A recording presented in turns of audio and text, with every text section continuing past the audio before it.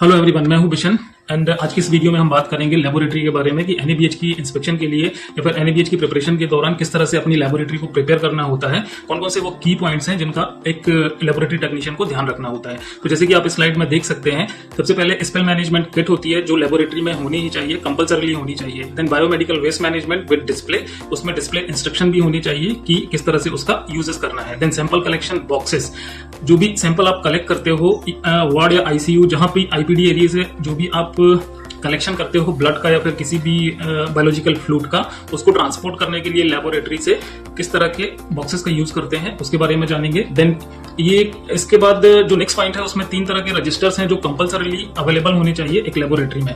पहला है critical result reporting register, फिर है temperature monitoring register, then turn around time जिसको टेट रजिस्टर बोलते हैं। देन डिस्प्ले, कौन कौन सी चीजें डिस्प्ले करनी पड़ती हैं लेबोरेटरी में टेक्नीशियन को। आप जैसे कि देख सकते हो, SOS means scope of services, laboratory का स्कोप ऑफ सर्विसेज क्या है। Then TAT turn around time क्या है, क्रिटिकल अलर्ट वैल्यूज क्या होती हैं, जो टेस्ट आप रन करते हो लेबोरेटरी में उनकी क्रिटिकल अलर्ट वैल्यूज क्या होती हैं वो डिस्प्ले करना होता है। और ऑर्डर ऑफ ड्रॉ, जो कि बहुत ही बेसिक सी चीज है, टेक्नीशियन समझ गए होंगे।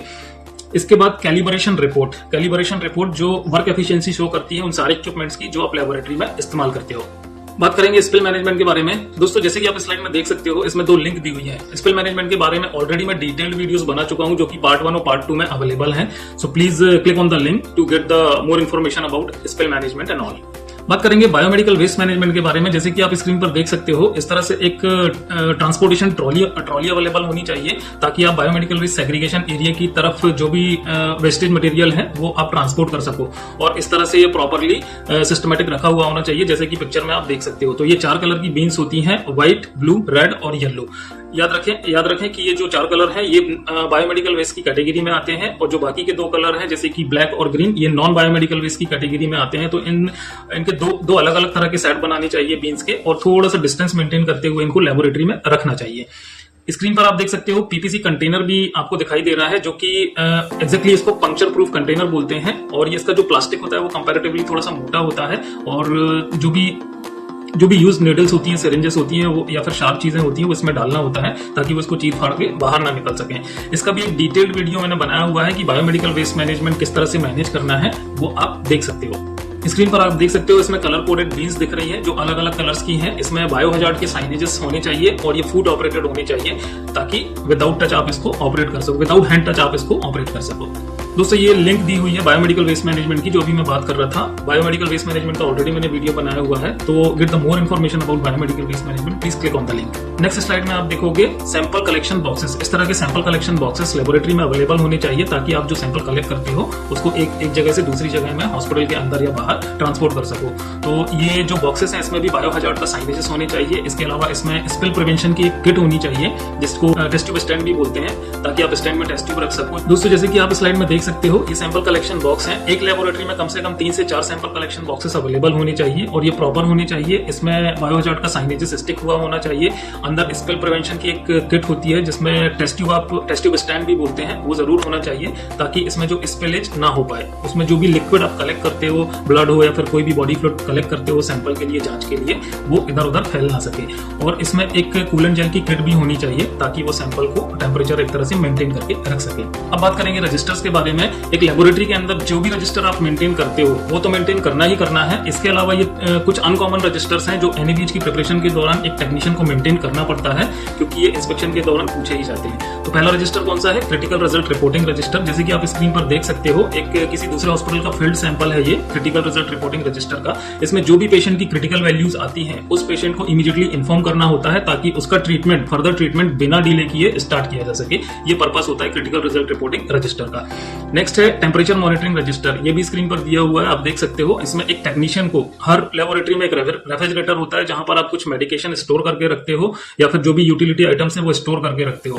तो 24 घंटे की 3 शिफ्ट होती है, तीनों शिफ्ट 8-8 घंटे की 3 शिफ्ट में 3 बार टेम्परेचर रिकॉर्ड करना कंपलसरी होता है, जो कि 2 to 8 डिग्री होना चाहिए। इसके बाद है टर्न अराउंड टाइम रजिस्टर। इसको टेट रजिस्टर बोलते हैं, टर्न अराउंड टाइम रजिस्टर बोलते हैं। इसमें एग्जैक्टली जो टर्न अराउंड टाइम आप अपनी लेबोरेटरी में सेट करके रखते हो या डिस्प्ले करके रखते हो, वो एग्जैक्टली मैच कर पा रहे हो आप या नहीं कर पा रहे हो, उसको क्रॉस चेक करने के लिए टेट रजिस्टर बनाया जाता है। अब बात करेंगे डिस्प्लेस के बारे में कि एक लेबोरेटरी टेक्नीशियन को अपनी लेबोरेटरी के अंदर और आसपास के एरिया में या बाहर की तरफ कौन कौन से मैंडेटरी डिस्प्लेस हैं जो कि डिस्प्ले बोर्ड्स या साइनेजेस हैं जो कि डिस्प्ले करने चाहिए। पहला है स्कोप ऑफ सर्विसेज। इसका मतलब होता है कि लेबोरेटरी में उपलब्ध सुविधाएं कौन कौन सी हैं, ये उसको बाइलिंगुअली हिंदी और इंग्लिश में डिस्प्ले करना चाहिए। फिर टर्न अराउंड टाइम है, इसके बाद क्रिटिकल वैल्यूज हैं, ऑर्डर ऑफ ड्रॉ है, बायोमेडिकल वेस्ट सेग्रीगेशन के इंस्ट्रक्शन है, कुछ इन्फेक्शन कंट्रोल से रिलेटेड प्रैक्टिसेस के बारे में कि किस तरह से इन्फेक्शन को अवॉइड कर सकते हो लेबोरेटरी में, उससे रिलेवेंट इन्फॉर्मेशन या कुछ डिस्प्लेज लगा सकते हैं। देन सेफ्टी रूल्स, लेबोरेटरी में सेफ प्रैक्टिसेस कैसे करना है, उससे रिलेटेड कुछ पोस्टर्स लगा सकते हैं। एक एक करके बात करेंगे सभी पॉइंट्स के बारे में डिटेल में।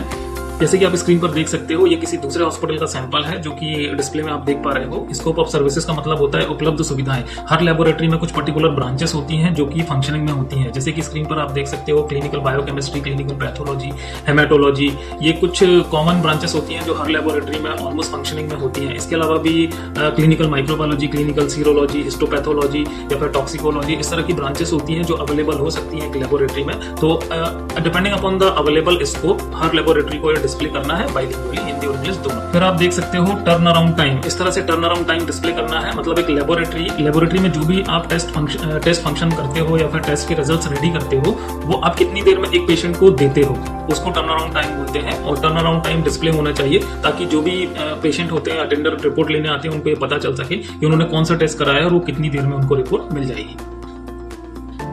इसके बाद क्रिटिकल वैल्यूज ये डिस्प्ले करना होता है एक लेबोरेटरी टेक्नीशियन को लेबोरेटरी के अंदर, ताकि उनको पता हो कुछ जूनियर टेक्नीशियन भी होते हैं या फिर कोई नए टेक्नीशियन आते हैं, तो they should be thorough with that critical values. उनको पता होना चाहिए कि क्रिटिकल वैल्यूज कौन कौन सी होती हैं और क्रिटिकल वैल्यू जब आती है तो उनको क्या करना होता है ताकि जो पेशेंट का ट्रीटमेंट है वो बिना डिले किए स्टार्ट किया जा सके। तो इस तरह से क्रिटिकल वैल्यूज डिस्प्ले करना होता है लेबोरेटरी के अंदर। फिर है ऑर्डर ऑफ ड्रॉ। इसमें ज्यादा कुछ बताने की जरूरत नहीं है मुझे, ये सारे टेक्नीशियंस आप लोग बहुत ही बेसिक है एक्चुअली, ये जो आप अपनी पढ़ाई के दौरान पढ़ते भी हो। तो इसमें ऑर्डर ऑफ ड्रॉ जो है वो आपको डिस्प्ले करना होता है ताकि आप इसको प्रॉपर्ली फॉलो कर सको। फिर बायोमेडिकल वेस्ट सेग्रीगेशन जो है उसको किस तरह से आपको बायोमेडिकल वेस्ट सेग्रीगेशन है उसको किस तरह से आपको प्रैक्टिसेस करनी है, कौन सी बीन में कौन सा कचरा या फिर वेस्ट आपको थ्रो करना है, प्रॉपर प्रैक्टिसेस के साथ वो डिस्प्लेड होना चाहिए। एक बात का विशेष ध्यान रखें कि जो भी आप डिस्प्ले करते हो वो बाइलिंगुअल होना चाहिए, हिंदी और इंग्लिश दोनों में। फिर इन्फेक्शन कंट्रोल से रिलेटेड प्रैक्टिसेस हैं, जैसे कि 7 स्टेप्स ऑफ हैंड वॉशिंग। आप अपने वर्क प्लेस में किस तरह से 7 स्टेप्स ऑफ हैंड वॉशिंग की प्रैक्टिसेस फॉलो करके इन्फेक्शन को अवॉइड कर सकते हो, वो डिस्प्ले होना चाहिए, जो कि वॉश बेसिन के आसपास आप कर सकते हो। फिर निडल स्टिक इंजरी है, आप अपने वर्क प्लेस में बहुत हाई चांसेस होते हैं लेबोरेटरी में कि निडल स्टिक इंजरी हो सकता है। तो निडल स्टिक इंजरी होने के बाद every staff should be aware about the protocol of needle stick injury की अगर निडल स्टिक इंजरी हो जाती है तो उनको किस तरह से रिस्पॉन्ड करना है, कौन से प्रोटोकॉल्स हैं जो फॉलो करना है, जैसे कि आप डिस्प्ले में देख सकते हो। तो ये सबको पता होना चाहिए और ये डिस्प्ले भी करके रखना चाहिए। फिर ये भी इन्फेक्शन कंट्रोल से रिलेटेड प्रैक्टिसेस हैं। This is called universal standard precaution, कि किस तरह से प्रॉपर आपको जो पर्सनल प्रोटेक्टिव इक्विपमेंट है वो पहनकर ही लेबोरेटरी में प्रैक्टिस करना चाहिए, ताकि आपको खुद को आपकी सेफ्टी के लिए है या आपके बचाव के लिए है, तो आपको प्रॉपर प्रैक्टिस करनी चाहिए। जैसे कि आप स्क्रीन पर देख सकते हो, इन्फेक्शन कंट्रोल को अवॉइड करने के लिए आपको इस तरह के जो पोस्टर्स हैं या फिर लेबोरेटरी में कौन कौन से सेफ्टी रूल्स फॉलो करने हैं वो आपको डिस्प्ले करना चाहिए। और ये आसानी से ऑनलाइन आप परचेज कर सकते हो या फिर गूगल से भी डाउनलोड करके आप डिस्प्ले कर सकते हो। लास्ट है कैलिब्रेशन रिपोर्ट। एक लेबोरेटरी के अंदर जितने भी इक्विपमेंट और डिवाइसेस होते हैं उन सबकी कैलिब्रेशन रिपोर्ट होती है, जो कि कोई थर्ड पार्टी के द्वारा की जाती है, और एक तरह की ये वर्क एफिशिएंसी रिपोर्ट होती है जो ये प्रूव करती है कि आप अपनी लेबोरेटरी में जो भी इक्विपमेंट या डिवाइस यूज कर रहे हो वो उसके द्वारा प्रोड्यूस किया गया रिजल्ट ऑथेंटिक है और वो ठीक से फंक्शनिंग कर रहा है। तो कैलिब्रेशन की रिपोर्ट होती है, मोस्टली ये क्वार्टरली रिपोर्ट होती है जो हर 3 महीने में लेबोरेटरी को करानी होती है अपने सारे इक्विपमेंट्स की, ताकि वो वर्क एफिशिएंसी जान सकें कि कितनी जो वो रिजल्ट प्रोड्यूस कर रहा है वो कितना ऑथेंटिक है। तो ये कैलिब्रेशन रिपोर्ट होना भी जरूरी है। दोस्तों, हमने इस वीडियो में बात की कुछ इंपॉर्टेंट पॉइंट्स के बारे में कि लेबोरेटरी में किस तरह की प्रिपरेशन अपन को करनी है। So I hope the video must be informative for you. Thank you so much.